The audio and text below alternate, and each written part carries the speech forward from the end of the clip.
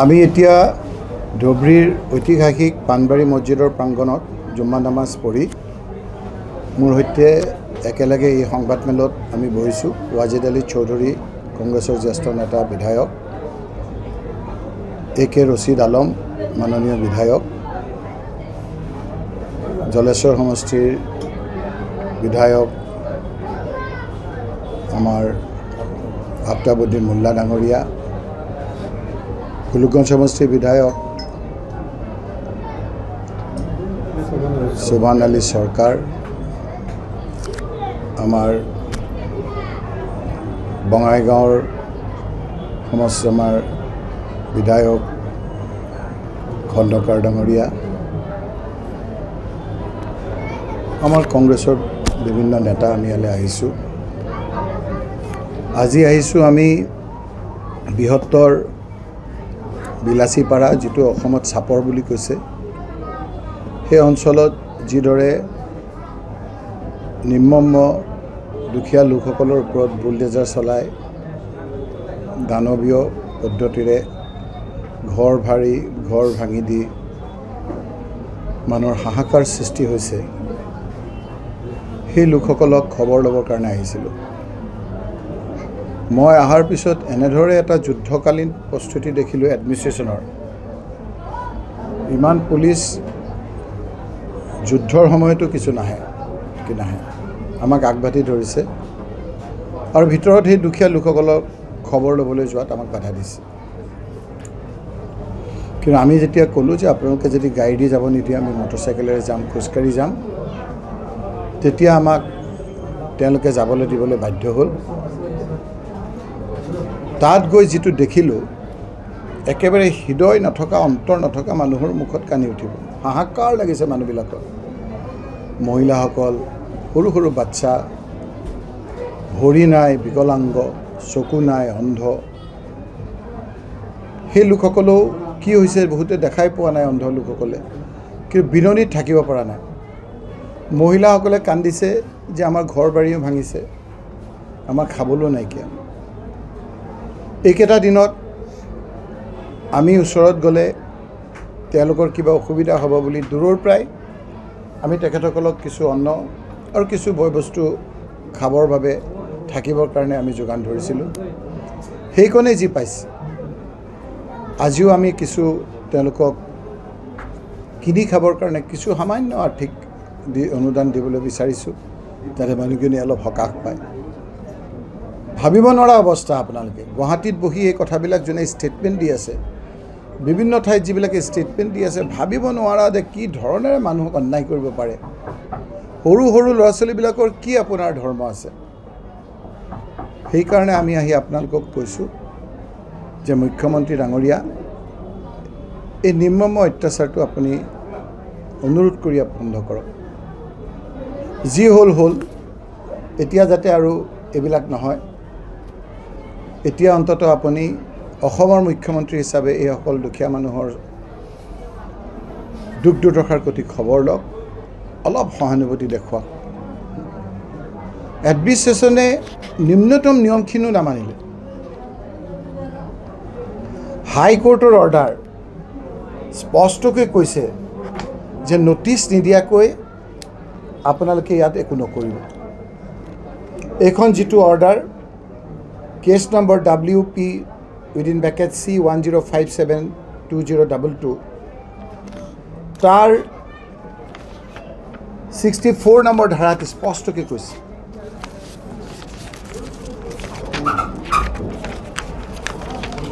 মই এইকাৰণে উল্লেখ কৰিছোঁ এই কথাখিনি, যিহেতু ডাবুল বেঞ্চৰ অৰ্ডাৰ যেতিয়া ওলাই দিয়ে, তেতিয়া কয় এইটো আইনী ভাষাত যে জাজ মেইড অৰ্ডাৰ। এইটো মানিবলৈ সকলো ডাবল বেঞ্চৰ, ডিভিজন বেঞ্চৰ বাধ্য। তাৰ 64 পেৰাগ্ৰাফত কৈছে, we accordingly answer the reference holding that prior to initiation of proceedings under Rule 18(2) of the settlement rules, the occupant, the possessor of government lands have to be issued notice. এই কেছটো এইকাৰণে আমি কৈছোঁ যে এই ডিভিজন বেঞ্চৰ অৰ্ডাৰটো বিভিন্ন ক্ষেত্ৰত আজি কোৰ্টে কোট কৰিছে। এইটো থকাৰ পিছতো নটিছ নিদিয়াকৈ মানুহক কেনেকৈ উচ্ছেদ কৰিলে সেইটো এটা আপোনাৰ আমাৰ বোধগম্য নহয়। তাৰ উপৰি তাত চৰকাৰে এলটমেণ্ট দিছে। সেই এলটমেণ্টৰ যিসকলক দিছে তাৰ ষ্টে অৰ্ডাৰ আছে। সেই ষ্টে অৰ্ডাৰ থকা লোকসকলকো আপোনাৰ এভিক্ট কৰিছে। কেটেগৰীকেইটা মই কৈছোঁ। তাৰ খাজ লেণ্ডৰ মানুহখিনি স্পষ্টকৈ কৈছে যে আপোনালোকে তেওঁলোকক নটিছ দি 15 দিনৰ বৈধভাৱে নিয়ম কানুনেৰে আপোনালোকে এই কামখিনি কৰিব। পাট্টা মাটিৰ যিসকল লোক আছে এই লোকসকলক তেওঁলোকে নিয়মত একুইজিশ্যন ৰুল নামানি তেওঁলোকে কৰিব নোৱাৰা কাৰণে অবৈধভাৱে কাৰেণ্ট কাটি দিছে। যাৰ কাৰণে মই নিজে লিখি ডিচিক দিবলগীয়া হৈছে। এইখন মই বহুতে কৈছে মই অহা নাই, এইখন মই ডিচি ডাঙৰীয়াক যোৱা 5 তাৰিখে মই দি গৈছোঁ যে আপুনি ইলেক্ট্ৰিচিটি কি কাৰণে পাতিলে। ইলেক্ট্ৰিচিটিটো অবৈধভাৱে ঘৰ বনোৱাকো সুপ্ৰিম কোৰ্টে দিবলৈ কৈছে। এইসকলটো পাট্টা মাটিত থকা লোক। মই আজি ক'ব খুজিছোঁ যে বহুতক যে গুৱাহাটীত বুজাই আছে যে এই লোকসকল অবৈধভাৱে আছে, তাত চৰকাৰে এলটমেণ্ট দিয়া খাজ মাটি বিভিন্ন চৰকাৰৰ অনুদান পোৱা এই লোকসকলক অবৈধভাৱে। এতিয়া কথা হ'ল মুখ্যমন্ত্ৰীটো কৈ দিব পিছত আইনী আপোনাৰ যেনেকৈ এনকাউণ্টাৰৰ সময়ত অফিচাৰকেইটাৰ ওপৰত যেতিয়া কৈফত তলব কৰিছে তেওঁতো কৈছিল যে আইন কানুন নামানি কিয় কৰিছে। একেটা ধৰণৰে আজি আমি কৈছোঁ যে ইয়াৰ এডমিনিষ্ট্ৰেশ্যনে মিনিমাম নিয়মটো নামানি পেলাই যিটো কৰিলে সেইকাৰণে ইয়াৰ যিসকলৰ ভুক্তভোগী সেই লোকসকলে আমাক বিভিন্ন ধৰণে কৈ আছে যে আমি কণ্টেম্প অফ কোৰ্ট কৰিম। আৰু সেইকাৰণে মই honourable chief justice of Guwahati মই এখন চিঠি দিছোঁ যে এইটো শ্ব'মতো কেছ ল'ব লাগে। ছাবজেক্টটো দিছোঁ যে requesting for initiation of suo motu contempt proceedings against the chief secretary to the government of Assam. Chief ছেক্ৰেটাৰীকটো নিয়মত পাৰ্টি কৰিব লাগে। The district commissioner Dhubri and the circle officers of Sapor Revenue Circle for willful and deliberate violation of the judgment and order 27/6/2024 passed in WP within bracket C number 10572022 by the Honorable Division. যিটো order ইয়াত আছে যে এই অৰ্ডাৰখিনি নামানি পেলাই কৰাৰ কাৰণে মই এখন শ্ব'মতো কেছ ল'বৰ কাৰণে কৈছোঁ। আৰু কাৰেণ্ট কাটি দিয়াৰ কাৰণেও সুকীয়াকৈ মই ডিচি ডাঙৰীয়াক এখন দিছোঁ। এতিয়া কথা হ'ল যে ইয়াত মানুহে কেছ কৰিছিল, আইনৰ আশ্ৰয় লৈছিল। তাত কৈছিল যে this matter pertaining to eviction of the petitioners for the execution construction of the solar power project at Dhubri. আদানীক দিবৰ কাৰণে এই মাটিখিনি লৈ গৈছে জোৰ জবৰ। স্পষ্টকৈ ইয়াত কৈছে যে the prayer adjournment made as regard WP within bracket C number 2350/2025 is allowed and such affidavit to be filed on or before 16/7/2025. ইমান অৰ্ডাৰ থকাৰ পিছতো কি কাৰণে এনেধৰণে অবৈধভাৱে কৰিছে এই কথাটো আমাৰ বোধগম্য নহয়। ইয়াতো আপোনাৰ এই অঞ্চলতো বিভিন্ন আলমগঞ্জ অঞ্চলতো কৰা কথা আছিল। এতিয়া চৰকাৰে কৈছে সেইটো বিষয়ে আমি একো নামাতোঁ।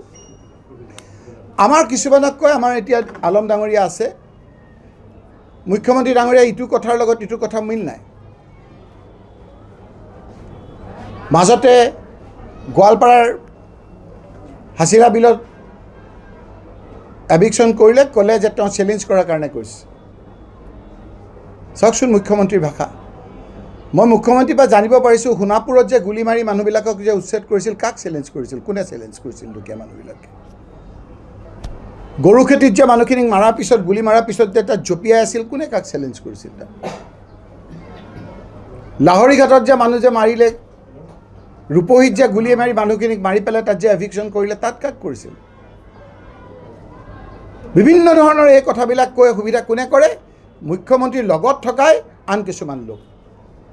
বিভিন্ন ভেষত কালি এটা দল ৰাজনৈতিক দল আহিছে আহি ৰাস্তা কিনাৰতে ধৰ্ণা দি গুচি গৈছে মুখ্যমন্ত্ৰীৰ কথা মতে এই সময়খিনিত তেওঁলোকে মুখ দুখ দিয়ে আমি কি চৰকাৰ নেকি সাধাৰণতে চৰকাৰ এইখিনি কি আমি ভাঙিছোঁ নেকি চৰকাৰক ক'বলৈ হিমন্ত বিশ্ব শৰ্মাক আঙুলিয়াবলৈ তেওঁলোকৰ সাহস নাই কাৰণ তেওঁলোকে এওঁলোকৰ ওপৰত